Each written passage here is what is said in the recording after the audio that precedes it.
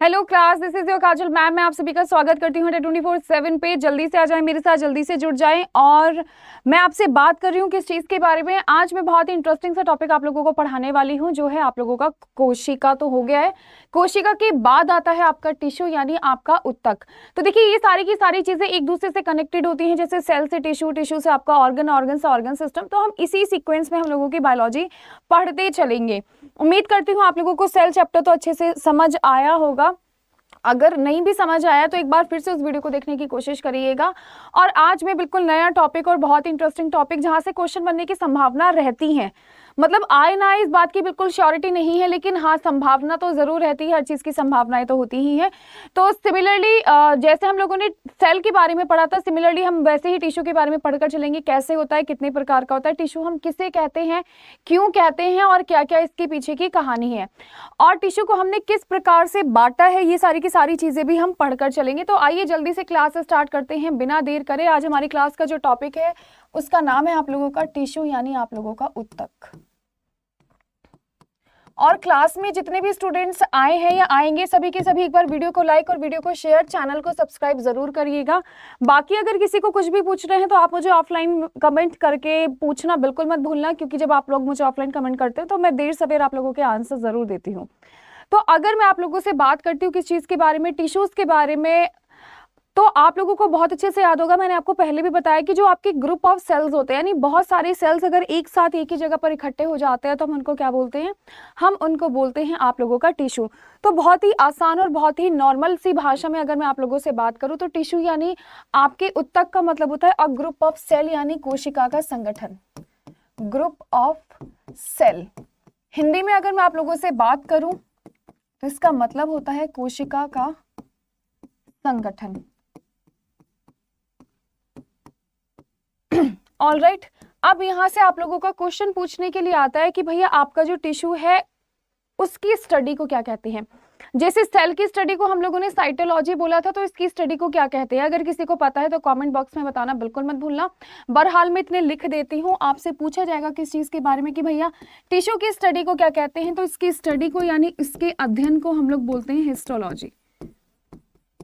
इसके अध्ययन को बोला जाता है डियर स्टूडेंट्स हिस्टोलॉजी।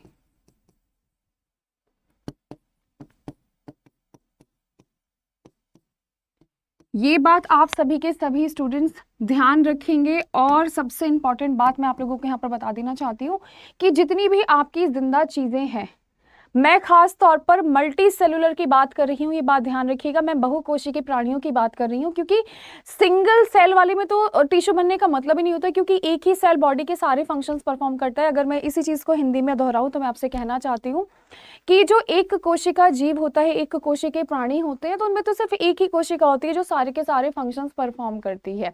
ठीक है मेरे प्यारे दोस्तों, तो मैं यहाँ पर अगर आप लोगों से टिश्यू की बात कर रही हूँ तो मैं हर हालत में आप लोगों से मल्टी सेलुलर यानी बहुकोशिकीय प्राणियों की ही बात करूंगी, सिंपल तरीके से। तो टिश्यू केवल और केवल किस में होते हैं, आप लोगों के मल्टी सेलुलर प्राणियों में होते हैं। ये बात भी आप लोग ध्यान रखेंगे, बहुकोशिकीय प्राणियों में टिश्यू होते हैं, क्योंकि यूनिसेलुलर में तो मतलब ही नहीं बैठता है। क्यों नहीं बैठता है उसका रीजन आप लोगों को अच्छे से पता है, बहुत बढ़िया से पता है। ठीक है, तो अगर आप लोगों को स्क्रीनशॉट लेना है तो आप स्क्रीनशॉट ले सकते हैं, और अगर आप लोगों को लिखना है तो मेरे साथ हैंड टू हैंड लिखकर चलिए। ये सारी की सारी चीजें बहुत ज्यादा इंपॉर्टेंट होती हैं, अगर आप लिखकर चलेंगे तो बहुत ही अच्छी बात है।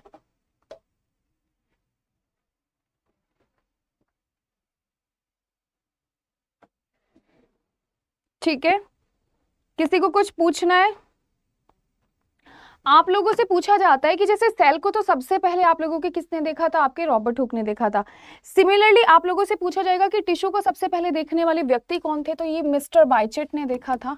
आपके साइंटिस्ट थे मिस्टर बाइचेट, जिन्होंने सबसे पहले टिश्यू के बारे में बताया था।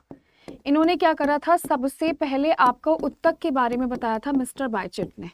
तो ये बात भी आप ध्यान रखेंगे। इनका नाम बहुत सारे लोग इनका पूरा नाम जेवियर बाइचेट है, तो बहुत सारे लोग जेवियर भी बोलते हैं, तो कंफ्यूज मत होना। जेवियर बाइचेट आप लोगों का पूरा नाम है, जिन्होंने सबसे पहले किस चीज के बारे में बताया था, टिश्यूज के बारे में बताया था, आप लोगों को उत्तक के बारे में बताया था। सो मैं उम्मीद करती हूँ आप लोगों को अच्छे से समझ आ रहा होगा। अगर अच्छे से समझ आ रहा है तो प्लीज इसको याद भी कर लीजिएगा, हैंड टू हैंड ज्यादा अच्छा रहेगा। चले, नेक्स्ट अब मैं आपसे बात करूंगी किस चीज़ के बारे में, नेक्स्ट मैं आपसे बात करूंगी कि आपके जो टिश्यूज़ हैं वो हम दो पार्ट्स में डिवाइड करते हैं। आपके जो टिश्यूज़ हैं वो हम दो पार्ट्स में डिवाइड करके चलते हैं।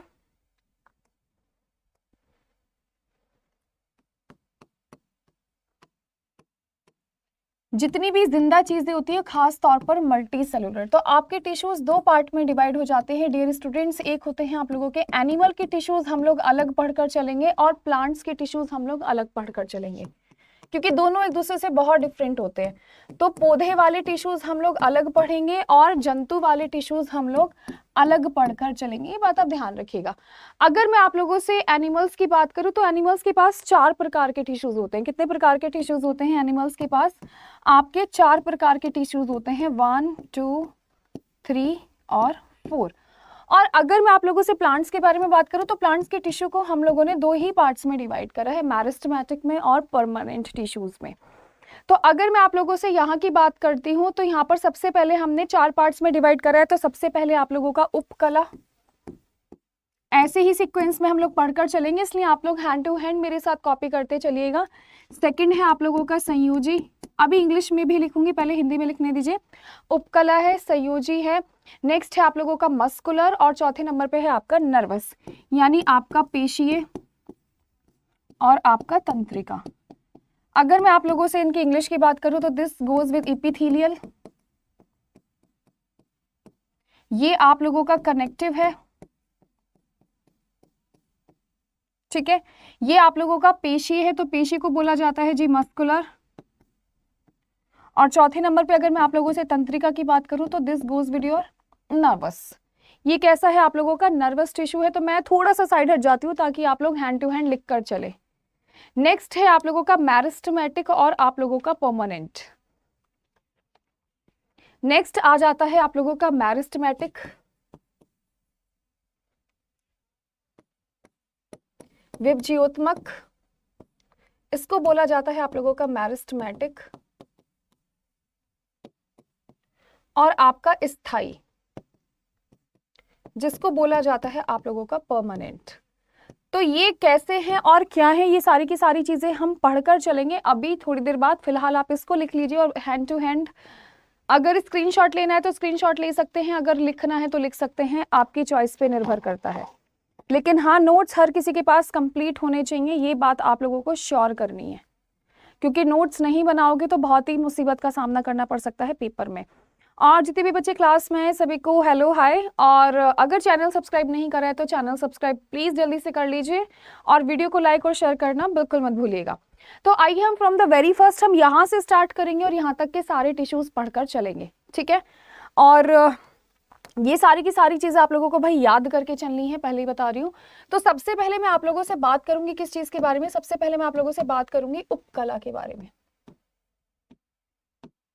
जिसको इपिथेलियल बोला जाता है।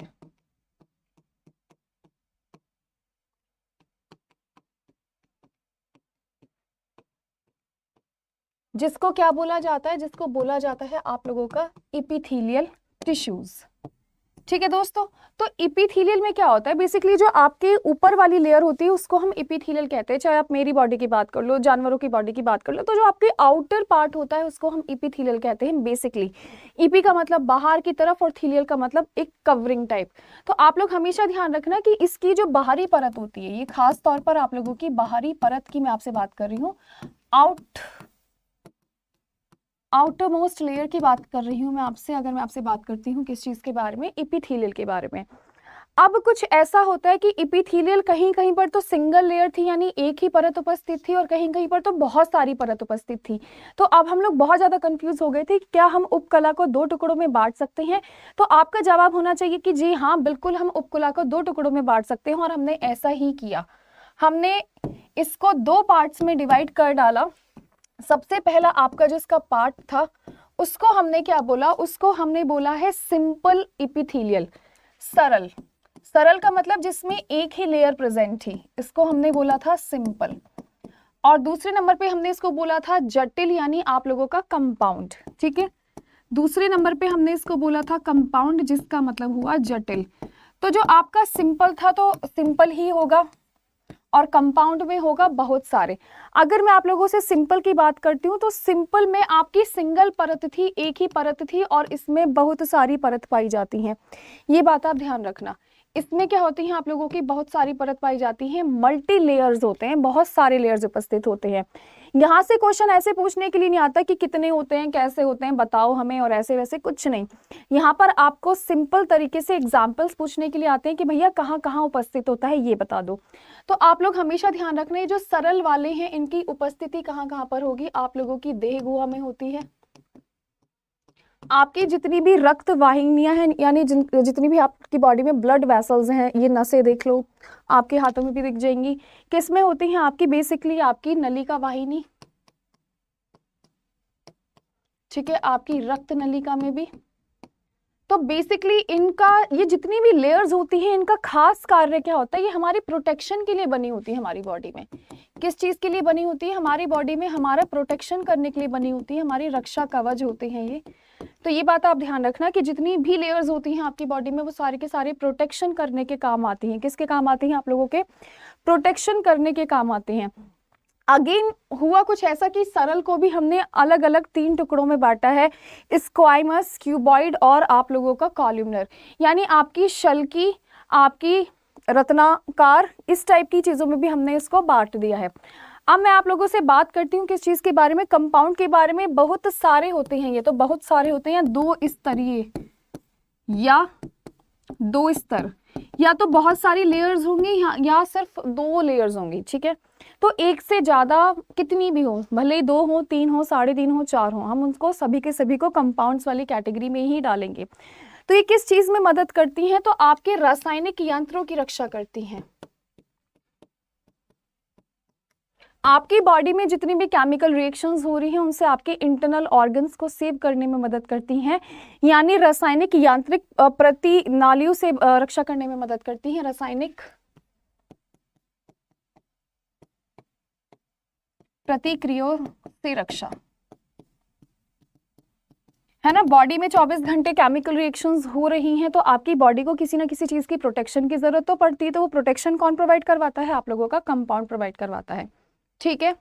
ये बात ध्यान रखना। ये खास तौर पर आप लोगों की कहाँ प्रेजेंट होती है, आप मेरा गला देख पा रहे हो, ये जो फूड पाइप होता है, मैं इस स्ट्रक्चर की बात कर रही हूँ खास तौर पर। तो ये जो आप लोगों का फूड पाइप होता है, आपके जो मुंह में लार ग्रंथि उपस्थित होती है, या जो आपका अग्नाशय होता है, यहाँ पर इसकी उपस्थिति देखी गई है। तो मैं यहाँ पर लिख देती हूँ कहाँ पर उपस्थित होती है, ये लार ग्रंथि पर। दूसरे नंबर पे मैं आपसे बात करूं अग्नाशय पर, और तीसरे नंबर पे मैं बात करूं आप लोगों से ग्रास नली पर, यानी फूड पाइप पर। इंग्लिश में बोला जाए तो इसको फूड पाइप बोला जाएगा। सो ये बात ध्यान और बिल्कुल अच्छे से ध्यान रखिएगा। यहाँ पर मैं इंग्लिश में लिख देती हूँ, this goes with the blood vessels, ठीक। तो ये बहुत ही प्यारा सा टॉपिक था हमारा, जिसका नाम था उपकला यानी इपिथेलियल। सबसे मुश्किल यही है क्योंकि सबसे डिटेल में आपको यही याद करना है, बाकी तो सारे आसान है। और क्लास में जितने भी स्टूडेंट्स हैं, एक तो प्लीज़ आप लोग टाइम से आया करो, और ऊपर से जितनी भी मैं आप लोगों को बार बार समझा रही हूँ कि नोट्स आप लोगों को हैंड टू हैंड प्रिपेयर करने हैं, वो आपको प्रिपेयर करने ही होंगे, अदरवाइज एग्जाम में इतना सारा सिलेबस होगा आप लोग रिवाइज नहीं कर पाएंगे। प्लीज देखिए,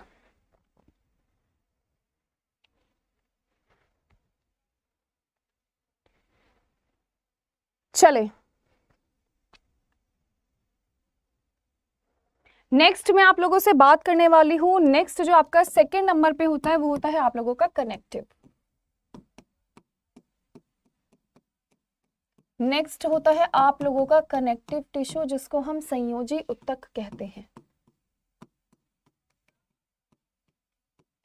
तो जैसे कि आप इसके नाम से ही पहचान पा रहे हो कि कहीं ना कहीं तो भैया ये कोई ना कोई कनेक्शन क्रिएट कर रहा होगा आपस की चीजों में। तो संयोजी का मतलब होता है कनेक्शन क्रिएट करना, कि मेरे एक पार्ट से दूसरे पार्ट का कैसा कनेक्शन है बॉडी में। तो ये जितना भी कनेक्शन आपकी बॉडी में क्रिएट करवाता है, कौन करवाता है, आपका संयोजी उत्तक, यानी एक हिस्से को दूसरे हिस्से से जोड़ने का कार्य कौन करता है, आप लोगों का संयोजी उत्तक करता है। इसी वजह से इसका नाम कनेक्टिव टिश्यू भी रखा गया है। तो अगर सरल भाषा में बोलूं, एक दूसरे को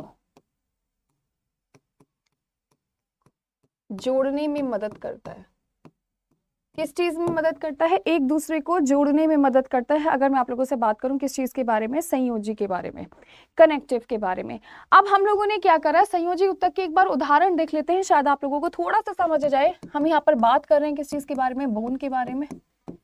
हम यहाँ पर बात कर रहे हैं आप लोगों से ब्लड के बारे में, और हम यहाँ पर आप लोगों से बात करेंगे कार्टिलेज के बारे में। सबसे पहले मैं आप लोगों से बात करूंगी हड्डियों के बारे में। तो ये जो मेरा हाथ है और ये जो मेरी कलाई है, ये आपस में जुड़ी हुई है क्योंकि कनेक्टिव टिश्यूज यहाँ पर उपस्थित थे। अदरवाइज तो मेरे हाथ भी अलग होते, मेरा ये भी अलग होता, मेरा सिर भी अलग होता, सारे के सारे बॉडी पार्ट्स अलग थलग घूम रहे होते। लेकिन क्योंकि यहाँ पर कनेक्टिव टिश्यू पाया जाता है, संयोजी ऊतक पाया जाता है, जिसकी वजह से ये सारों के सारे के अंदर क्या है, आप लोगों का एक कनेक्शन क्रिएट है। तो यहाँ पर मैं आप लोगों से अगर बात करूँ तो ये आप लोगों का अस्थि, रक्त और उपास्थि, ये बात आप लोग ध्यान रखेंगे। हड्डियों के बारे में मैं आपको जब पढ़ाऊंगी, जब हड्डियों का चैप्टर हम पढ़ेंगे। सिमिलरली ब्लड में तब पढ़ाऊंगी जब हम ब्लड के बारे में पढ़ेंगे। और कार्टिलेज आपका ये जो नाक और कान का सॉफ्ट वाला हिस्सा होता है, यहाँ पर उपस्थित होते हैं। अब संयोजी ऊतक को भी हमने विशेष तौर पर वैसे तो 3 पार्ट्स में डिवाइड करा है, लेकिन हम खास तौर पर सिर्फ 2 ही पार्ट्स पढ़कर चलते हैं। और वो 2 पार्ट्स होते हैं, एक होता है आप लोगों का लूज कनेक्टिव टिश्यू और दूसरा होता है आप लोगों का डेंस कनेक्टिव टिश्यू। अगर मैं आप लोगों से लूज की बात करती हूँ, यानी आप लोगों के लचीले, और ये क्या होते हैं आपके सघन।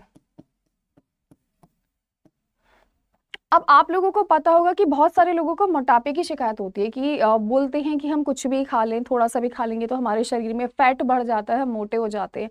तो वो मोटे होने का कारण होता है कि आपका जितना भी फैट होता है वो लूज कनेक्टिव टिश्यू में जाकर बस जाता है, निकलता ही नहीं है।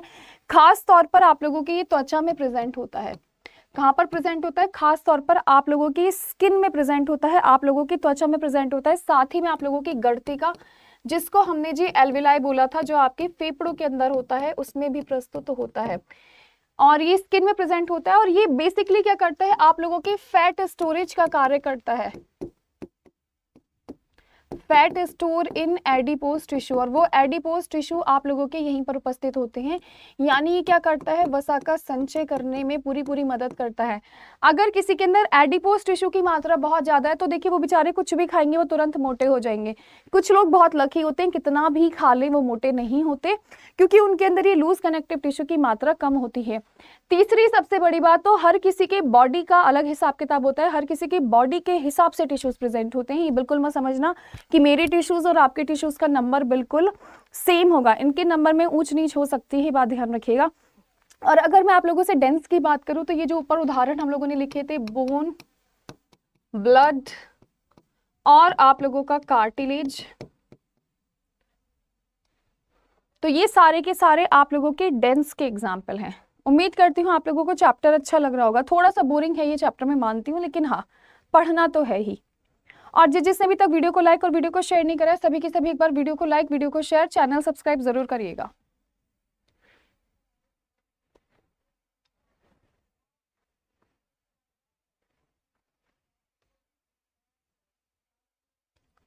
चलिए जल्दी से बढ़ते हैं हम थोड़ा सा आगे की तरफ और अगले पड़ाव की तरफ जाते हैं। अगला हमारा टिश्यू वो तो बहुत बढ़िया है, आसान। सबसे ज्यादा मुश्किल आपको इपिथेलियल लगेगा। देखिए प्लांट्स का पहला वाला टिश्यू थोड़ा मुश्किल है, एनिमल्स का पहला वाला टिश्यू थोड़ा मुश्किल है, बाकी तो सब आसान है, बाकी तो हो जाएगा आपसे। चले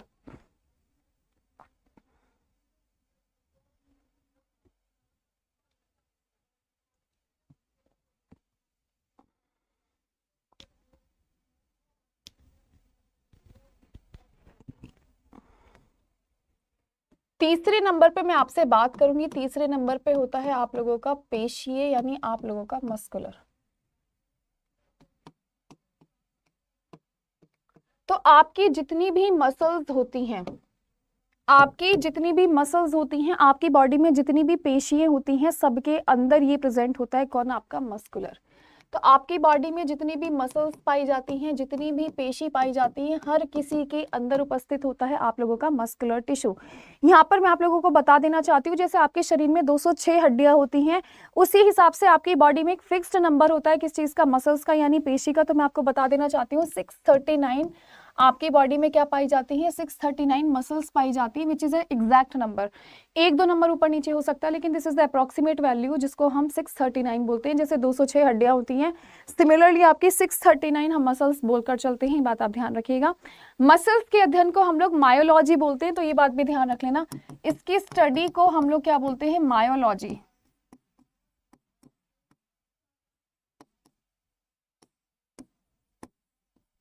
मायोलॉजी। तो यहाँ से आप लोगों के क्वेश्चंस पूछने के लिए आ जाते हैं। यहाँ पर आप लोगों से पूछ लिया जाता है कि मसल्स में कौन कौन से प्रोटीन प्रेजेंट होते हैं, तो एक्टिन और मायोसिन नामक प्रोटीन पाए जाते हैं। ये फर्स्ट पॉइंट है, ये सेकंड पॉइंट है। यहाँ पर आप लोगों को एक्टिन और मायोसिन नाम के प्रोटीन भी पाए जाते हैं।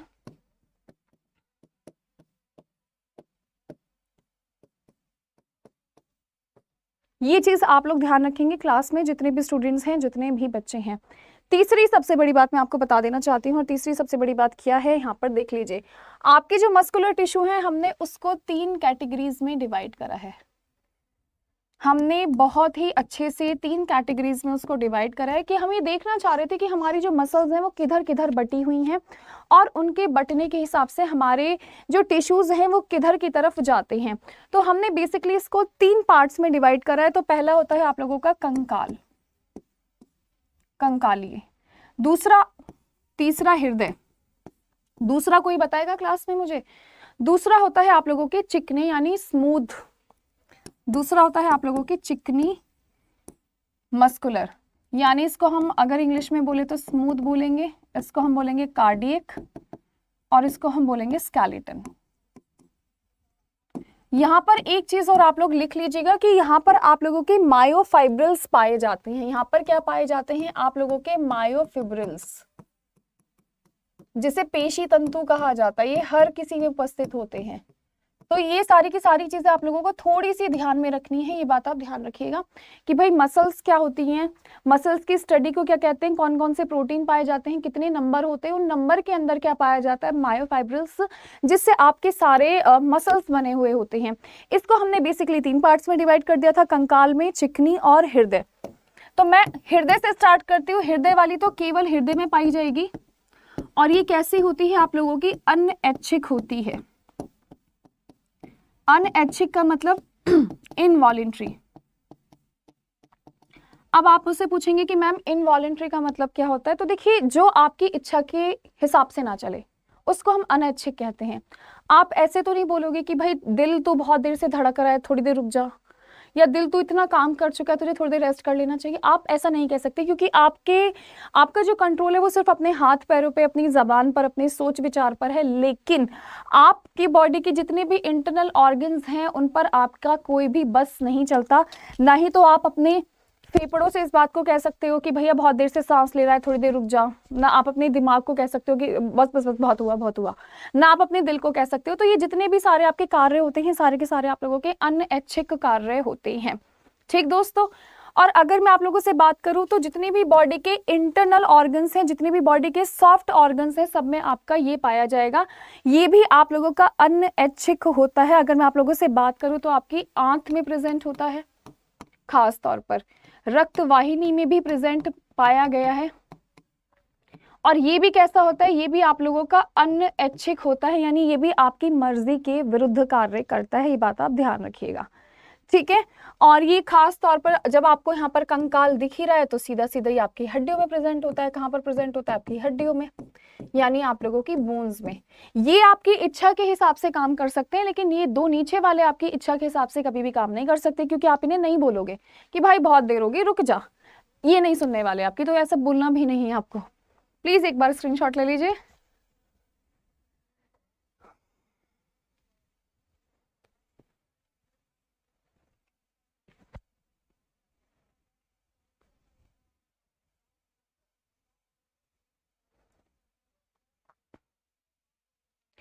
चलिए मैं बढ़ती हूँ थोड़ा सा आगे की तरफ, और आखिरी हमारा एनिमल टिश्यू हो जाता है आपका नर्वस सिस्टम, न्यूरॉन। चौथे नंबर पे होता है आप लोगों का तंत्रिका, ठीक है, नर्वस टिश्यू। तो मैं एक डायग्राम बनाकर दिखाने की कोशिश कर रही हूँ आप लोगों को, शायद आप इसको पहचान पाएंगे।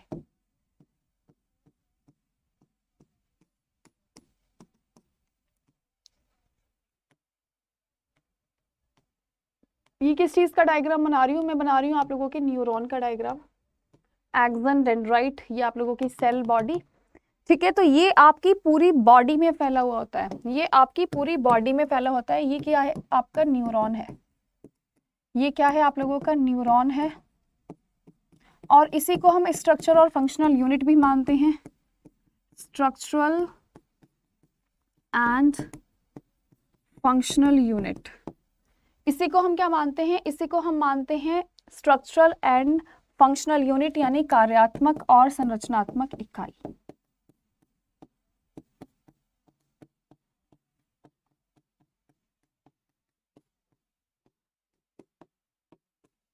ठीक है, ये बात आप लोग ध्यान रखेंगे। और आपकी बॉडी में चारों तरफ फैला हुआ है, खास तौर पर आप लोगों की मस्तिष्क और ब्रेन और स्पाइनल कॉर्ड इसी से मिलकर बनता है। और आपकी बॉडी के जितने भी फंक्शंस हैं सारे के सारे ये परफॉर्म करता है, आपकी पूरी बॉडी में फैला हुआ होता है। यानी आपके ब्रेन का क्या हिसाब किताब है, आपके ब्रेन का क्या कनेक्शन है बॉडी से, सारा का सारा कौन मेंटेन करता है? सारा का सारा मेंटेन करता है आप लोगों का नर्वस, यानी आपका तंत्रिका। इसी वजह से हमने ब्रेन की स्टडी को न्यूरोलॉजी बोला है, इसलिए हमने क्या बोला है इसको? न्यूरोलॉजी, जिसमें आप लोग क्या करते हो? मस्तिष्क का अध्ययन करते हो।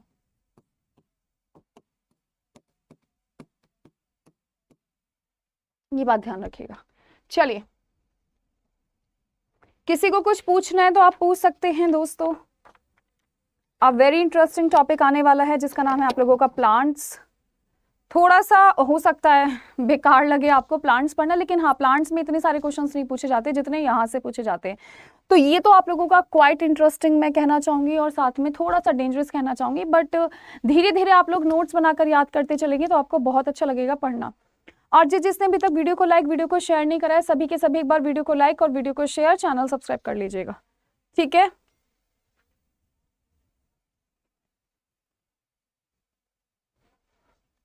चलिए अब मैं आप लोगों से बात करूंगी किस चीज के बारे में? अब मैं आप लोगों से बात करूंगी खास तौर पर आप लोगों के प्लांट्स टिश्यू के बारे में। तो आइए, प्लांट अगर हम पढ़ रहे हैं तो क्यों ना हम ग्रीन ग्रीन ग्रीन कर दें बोर्ड को। प्लांट्स, पौधे।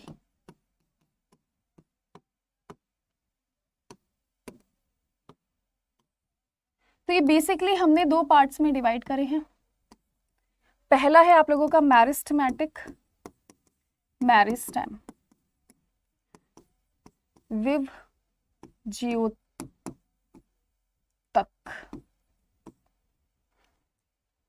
इसको हमने फर्दर डिवाइड करा है आप लोगों के तीन पार्ट्स में। दूसरे नंबर पे अब मैं आपसे बात करूंगी किस चीज के बारे में? परमानेंट के बारे में, स्थायी।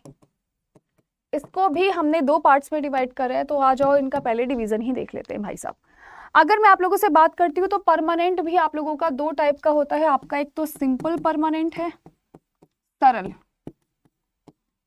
और कॉम्प्लेक्स है, जटिल।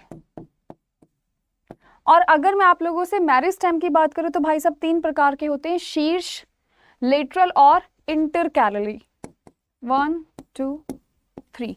तो एपिकल, जिसको हम शीर्ष बोलेंगे, ठीक है। आप लोगों का फिर होगा आपका लेटरल, मध्यस्थ, और फिर होगा आप लोगों का इंटरकैलरी, अंत वाला, इंटरकैलरी, ठीक है। अंतविष्ट इसको बोला जाता है, अंत पर। मैं अगर आप लोगों से सरल की फिर से बात करूं तो सरल को भी हमने तीन टुकड़ों में बांटा है, कॉम्प्लेक्स को भी हमने दो टुकड़ों में बांटा है। टेंशन मत लीजिए, बहुत आसान है, फटाफट आपके लर्न हो जाएगा।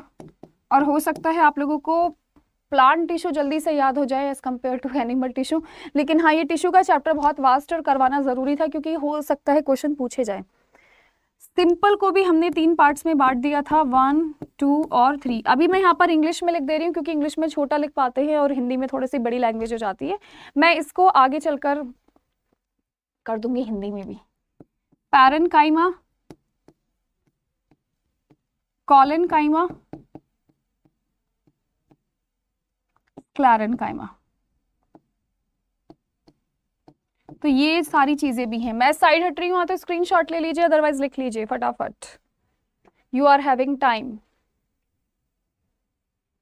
तो पौधों को हमने दो पार्ट्स में बांटा है, मैरिस्टेमेटिक, परमानेंट। मैरिस्टेमेटिक 3 प्रकार का, apical, lateral, intercalary. Permanent 2 type का, सिंपल और कॉम्प्लेक्स। सिंपल में आएगा आप लोगों का ये 3 पार्ट्स, कॉम्प्लेक्स में आएंगे ये 2 पार्ट्स। सारी चीजें अभी मैं इलोबरेट करूंगी, बहुत अच्छे से एक्सप्लेन करूंगी, तो डोंट वरी, इसको एक बार स्क्रीनशॉट ले लीजिए।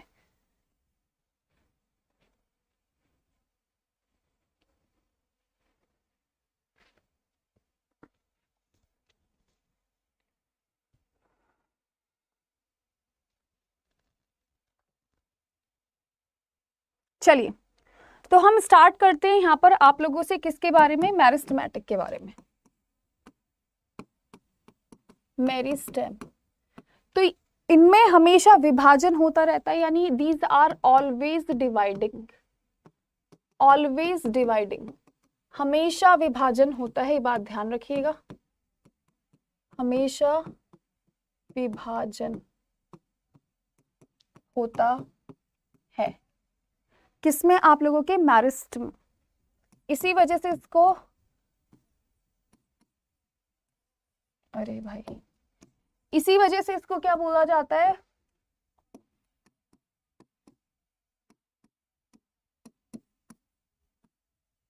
जो हमेशा डिवाइड करता है उसको विभाज्योतक बोला जाता है, क्योंकि इनमें हमेशा डिवीजन चलता रहता है, कभी भी ऐसा नहीं होगा कि इनका डिवीजन रुक जाए किसी भी वजह से। यही एक कारण है कि ये मदद करते हैं खास तौर पर पौधों की वृद्धि में।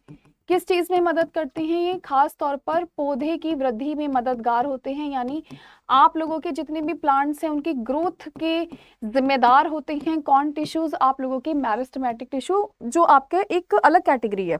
अगर मैं आप लोगों से परमानेंट की बात करूं तो परमानेंट वाले क्या होते हैं, परमानेंट मींस परमानेंट, वो कहीं नहीं जाने वाले, है ना, समझ रहे हो आप मेरे कहने का मतलब। तो परमानेंट का मतलब होता है कि एक बार डिवाइड करना छोड़ दिया तो छोड़ दिया, वो दोबारा जिंदगी में कभी भी डिवाइड नहीं करेंगे, लेकिन ये लोग कॉन्टिन्यूसली डिवाइड करते रहते हैं। इसी वजह से ये लोग खास तौर पर आपके तना तथा जड़ के शीर्ष भाग पर पाए जाते हैं, खास तौर पर, है ना, present on root and stems.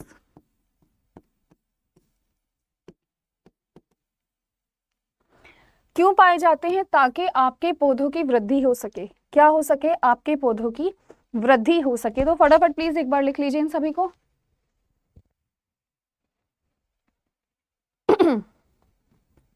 उम्मीद करती हूँ आप लोगों को चैप्टर अच्छा लग रहा है। अगर किसी को चैप्टर में कोई भी मसला है, कोई भी परेशानी है, तो आप मुझसे बाद में पूछ सकते हैं ऑफलाइन कमेंट करके।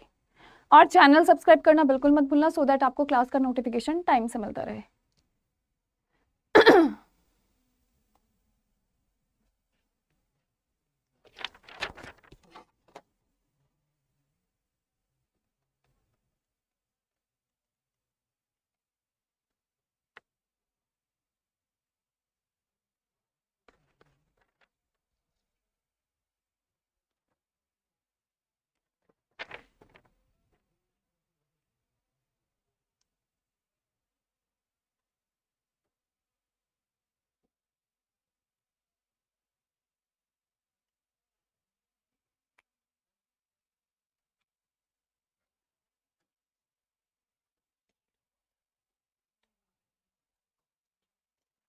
ऑल राइट डियर, तो अब हम बढ़ते हैं हमारी 3 अलग कैटेगरीज के बारे में, जिसका नाम था आप लोगों का क्या, जिसका नाम था आप लोगों का इसके तीनों पार्ट्स।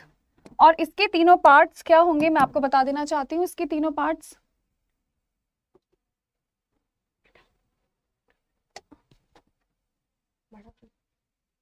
इसके तीनों पार्ट्स थे आप लोगों के एपिकल, दूसरा था आप लोगों का लेटरल। आप लोगों को केवल इनके उदाहरण याद करने कि कौन कहाँ कहाँ पर प्रेजेंट होता है। इंटर कैलरी, तीसरा था आप लोगों का इंटर कैलरी। सो मेरे प्यारे दोस्तों, इंटर कैलरी, एपिकल और लेटरल कहाँ कहाँ पर प्रस्तुत होते हैं मैं आपको बता देती हूँ। ये तो आप लोगों के शीर्ष भाग पर। और ये किस चीज में मदद करते हैं, ये मदद करते हैं पौधों की लंबाई बढ़ाने में। किस चीज में मदद करते हैं, पौधों की लंबाई बढ़ाने में, यानी हाइट ऑफ प्लांट्स।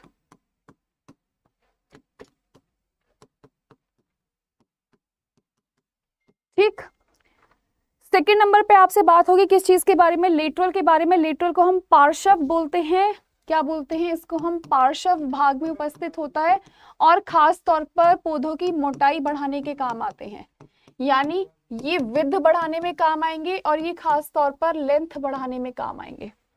नेक्स्ट मैं आप लोगों से इंटर कैलोरी की बात करती हूँ। तो पौधों की ओवरऑल डेवलपमेंट, जो पौधों की ओवरऑल वृद्धि होती है उसमें कौन मदद करते हैं आप लोगों के, इंटर कैलोरी। तो यहाँ पर आ जाएगा आप लोगों के पौधे की वृद्धि में कौन मदद करते हैं आप लोगों के, इंटर कैलोरी। अगर एक बात देखी जाए तो यहाँ से क्वेश्चन पूछे जाने की बिल्कुल संभावना नहीं है, क्योंकि क्वेश्चन अधिकतर आप लोगों से परमानेंट के बारे में पूछा जाता है। साइड हट रही हूँ, एक बार प्लीज स्क्रीनशॉट ले लीजिए।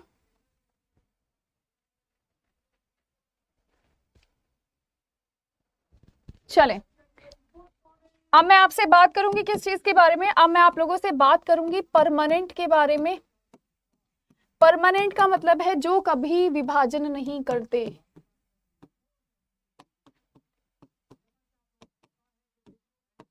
जो कभी विभाजन नहीं करते, दे नेवर डिवाइड, तभी तो उनको हमने परमानेंट की कैटेगरीज में डाला है। और जैसे कि मैंने आप लोगों को बता दिया था कि परमानेंट भी आप लोगों के दो प्रकार के होते हैं, एक होता है आप लोगों का सिंपल परमानेंट, सरल। और सरल में भी आपकी जो पहली कैटेगरी थी, मैं सारा चार्ट यहीं पर बना देती हूँ क्योंकि इसमें ज्यादा नहीं पढ़ना है आप लोगों को। तो पहले नंबर पे था आप लोगों का पैरेन्काइमा,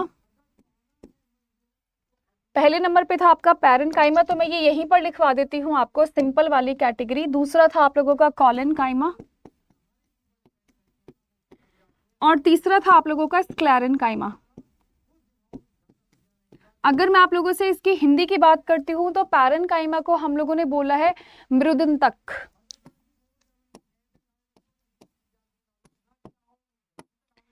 इसकी खास बात की ये तो बहुत पतली परत होती है, ये बात ध्यान रखना। ये कैसी परत होती है, बहुत ही पतली परत होती है, ये आउटर मोस्ट हिस्से पे प्रेजेंट होती है।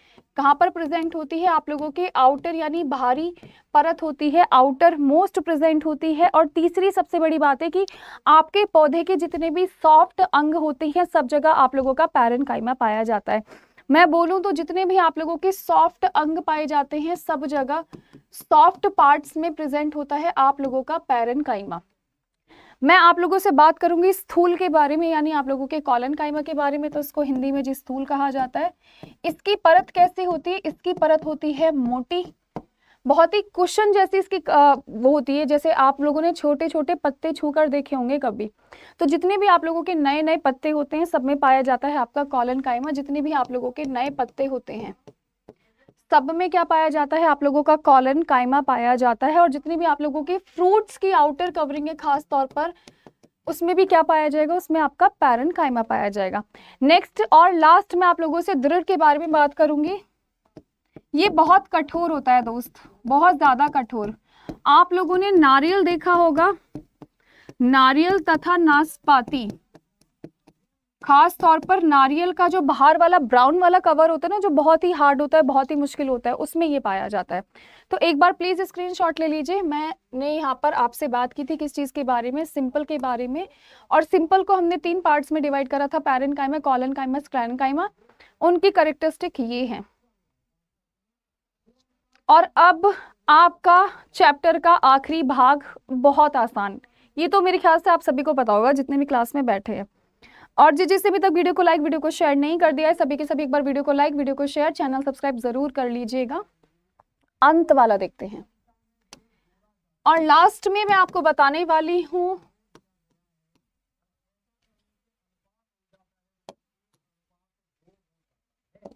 इसका सेकंड पार्ट, कॉम्प्लेक्स। कॉम्प्लेक्स मतलब आप लोगों का जटिल। इसको भी हम लोगों ने 2 पार्ट्स में डिवाइड करा है, एक है आप लोगों का जाइलम और एक है आप लोगों का फ्लोएम। ठीक है, जाइलम को हम लोग हिंदी में दारू बोलते हैं, फ्लोएम को तो वही बोलते हैं। तो जैसे कि मान लो आपका कोई पौधा है, पौधा है तो ग्रीन कलर से बना देते हैं।